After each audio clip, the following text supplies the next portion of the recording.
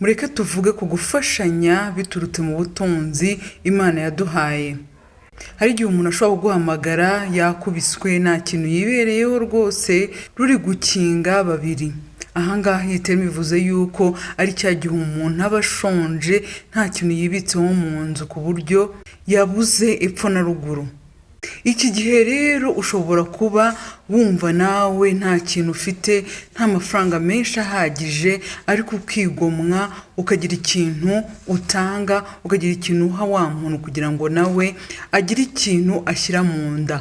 Uku gufashanya rero Bibiliya ivuga yuko ari igitambo Imana yishimira cyane. Kuri wowe ufashije ukoreye umugisha, ariko na wa wundi ufashije rwose ni umugisha ukomeye. Niba utumye umuntu ataburara yakagombye kuba burara, ukoze umurimo ukomeye cyane, Imana urayinejeje.